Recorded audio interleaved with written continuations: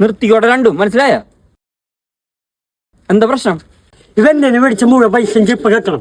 അയ്യോ പൈസ ഇവനൊന്നും ഞാനൊരു പൈസ കൊടുക്കാല്ലേ. ഇല്ലെന്നാ പന്നി നിന്നെ ഞാൻ. നിർത്ത്. എമൗണ്ട് എത്രയാ?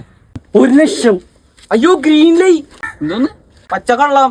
ഇവനൊന്നും ഞാൻ 10 പൈസ കൊടുക്കാല്ലേ. ഉറപ്പാണോ? മുരിങ്ങാത്ത സത്യം. എന്തോ ആടേ 1,00,000? ആടാ സത്യം. നീ എന്തിനാ എത്ര പൈസ കൊടുത്തേ? ചോദിക്കും. റീചാർജ് ചെയ്ത് കൊടുത്തിട്ട്. റീചാർജ് ചെയ്തിട്ട് അത് 1,00,000? ഞാൻ ഈ കാര്യത്തിൽ ഇവന്റെ കൂടെ. എടാ സത്യം, ഇവനെ ഡെയിലി നയിക്കുമ്പോ വിളിക്കും. എന്നിട്ട് ഒരു 10 റീചാർജ് ചെയ്യോ എന്നവൻ പറയും. സ്വാഭാവികം. അങ്ങനെ കഴിഞ്ഞ് 10 വർഷമായിട്ട് ഇവനും ഇവന്റെ പെണ്ണിനും ഇതേപോലെ റീചാർജ് ചെയ്ത് കൊടുക്കാറുണ്ട്. അതെനിക്കിപ്പോ കിട്ടണം. ഇത് കൊള്ളതാണോടാ. നീ ഒന്ന് പോയേ. കൂടിപ്പോയ 100 കൊടുക്കണ്ടോ? അതിൽ കൂടുതലൊന്നും കൊടുക്കാല്ല.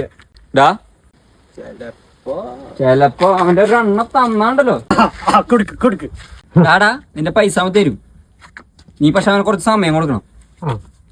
സമയമൊക്കെ കൊടുക്കാം. എന്നാ കൈ കൊടുത്തേ.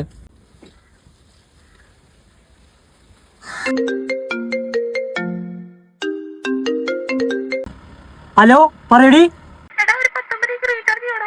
ചെയ്യാം. ആരടാ? അതിന് ബെസ്റ്റ് കോളേജിലുള്ളത്. എന്ത്? ഞാൻ അവർക്ക് 19 റീചാർജ് ചെയ്ത് കൊടുക്കാറുണ്ട്.